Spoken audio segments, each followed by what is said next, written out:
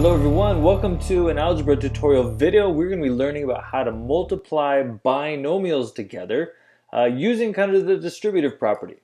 So here we go, we've got two binomials. We've got 2x plus 7, that's a binomial right there, two terms. But I'm multiplying it by another binomial. We got 3x minus 2, there's another two terms there.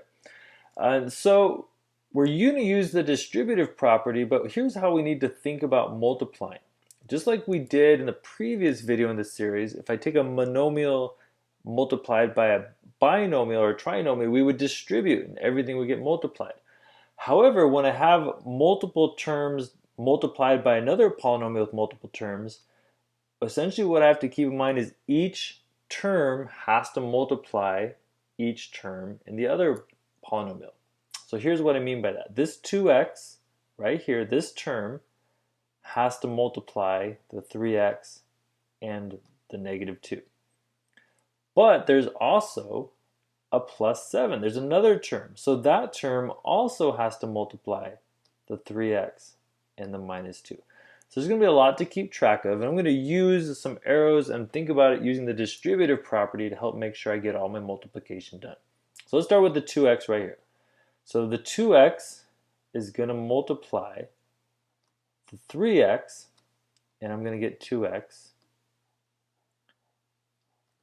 times, let's do green, the 3x. All right, first distribution done. Now that 2x also needs to multiply the negative 2. So I'm going to have minus, and now the 2x is multiplying the 2. Now you can make the negative 2 or you can keep the minus there and have a positive 2. Either way, I'm making sure I'm keeping that negative sign. I'm not losing it or adding a negative or whatnot. So there we go. So we've distributed the 2x is now multiplied by the 3x and multiplied by the 2. I can see that right there. We've essentially kind of distributed it. But I'm not done because now I've got the 7. So this 7 is going to multiply the 3x, and so I'm going to draw a little arrow there. So we've got plus 7 times 3x, and now we have minus, and that 7 also multiplies the 2 as well. So we've got 7 times 2. All right, hopefully you can see that now. There's two different things because I have a binomial here with two terms. I had to distribute both of those terms separately into the other polynomial. And we ended up with 4 terms right here, right? Or 4 things that were going on. So we have 1, 2, 3, 4 multiplication problems that we've got to simplify and figure out. Because I essentially had 2 terms times another 2 terms, we end up with 4 things altogether. That's something to kind of keep track of or help making sure you're doing all the right multiplication.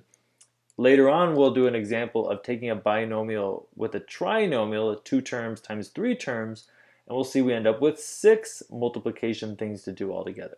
But here we go, a binomial times a binomial will always give you 4 things to work out and simplify. All right, let's go ahead and do that simplification now. Let's see what we end up with. So 2x times 3x, 2 times 3 is going to give me 6. And then x times x, that's 2 x's, so it's going to give me x squared. Minus 2 times 2 is going to be 4, and there's only 1 x, so I'm going to just have 4x. Plus 7 times 3 is 21, and there's an x of 21 times x. Minus, I forgot my plus sign, minus 7 times 2 is going to be 14.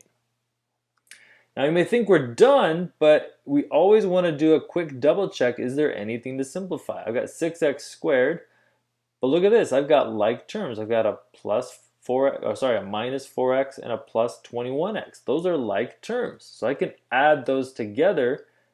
Negative 4 plus 21. The net effect of those is going to be positive 17x.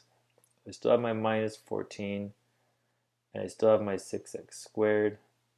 That's a positive 17 because it's negative 4 plus 21. And there we've simplified my polynomial down.